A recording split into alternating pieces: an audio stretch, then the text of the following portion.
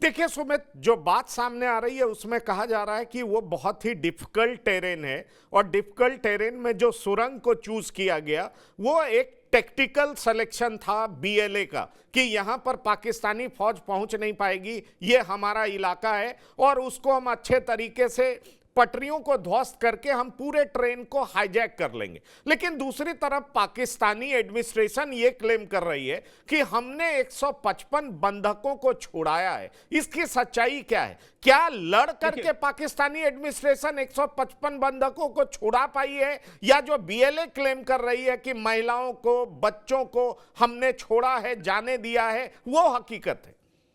आपने आधी बात खुद ही पंकज रख दी। मैं आपको ये भी बताऊं कि मुझे ऐसा लगता है कि पाकिस्तान एडमिनिस्ट्रेशन इसको लेकर मैनिपुलेशंस कर रहा है, क्योंकि बीएलए की तरफ से पहले ही बताया गया था कि 450 लोग थे और कई आई विटनेसेस थे जिनकी लगातार बाइट सामने आई है, जिनसे हमने भी संपर्क करने की कोशिश की। उन्होंने साफ तौर पर बोला कि जब बीएलए ने पूरी ट्रेन को कैप्चर किया, उन्होंने जो लोग फैमिलीज के साथ थे, जो लोग महिलाएं, बच्चे थे, उनको तभी के तभी वहां से निकाल दिया। खुद ही उन्होंने कहा कि आप ट्रेन छोड़ के यहाँ से पैदल निकल जाइए। 4 घंटे के पैदल चलने के बाद वो क्योटा पहुंचे। लेकिन इंपॉर्टेंट ये है कि पाकिस्तान आर्मी के उन्होंने सोल्जर्स को कैप्चर करे रखा। और मैं आपको ये इसलिए कह रहा हूं, भले ही बलूचिस्तान की जो टेरेन हो बहुत डिफिकल्ट हो, आप ये भी कह सकते हैं कि डिफिकल्ट टेरेन के अंदर पहुंच पाना या फिर ऑपरेशन कर पाना बहुत मुश्किल होता है, लेकिन बलूचिस्तान वो इलाका है जहां पर पाकिस्तान आर्मी की प्रेजेंस इस समय सबसे ज्यादा है, क्योंकि ये इलाका वो भी है जो ग्वादर से लगता है, ये इलाका वो है जो लगातार अफगानिस्तान के इलाकों से लगता है, और ये इलाका वो है जहां पर चीन की भी प्रेजेंस है। चीन को लगातार उसके इकोनॉमिक इंटरेस्ट को सिक्योर करने के लिए पाकिस्तान आर्मी ने अपनी यहाँ पर स्ट्रेंथ को बढ़ाया था। उसकी लगातार कई डिवीजन यहाँ पर एक्टिव थी।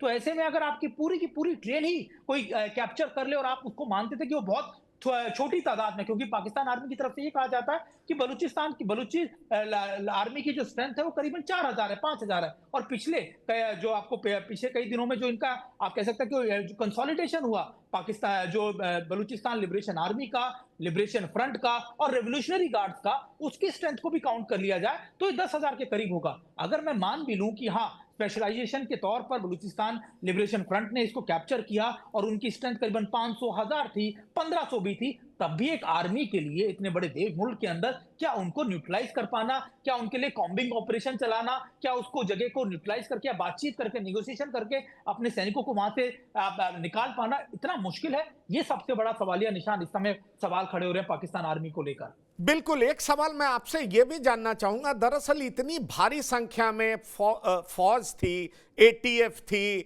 आईएसआई के जवान थे, एजेंट्स थे, सब लोगों की चर्चाएं हो रही है, लेकिन सवाल यह उठता है कि भारी संख्या में मौजूदगी के बावजूद इन लोगों के द्वारा रिटेलिएशन क्यों नहीं किया गया? क्या पाकिस्तानी सेना इतनी वीक है? क्यों नहीं रिटेलिएट की? यह एक देखिए नॉर्मल लोगों के मन में सवाल उठता है।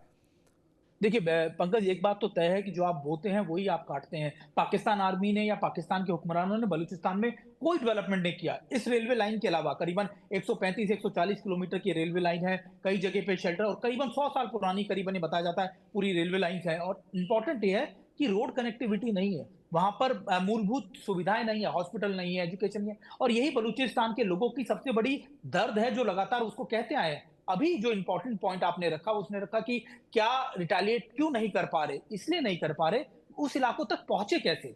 उस इलाकों तक लगातार आप मूवमेंट कैसे करेंगे? आपकी मोबिलाइजेशन कैसे होगी?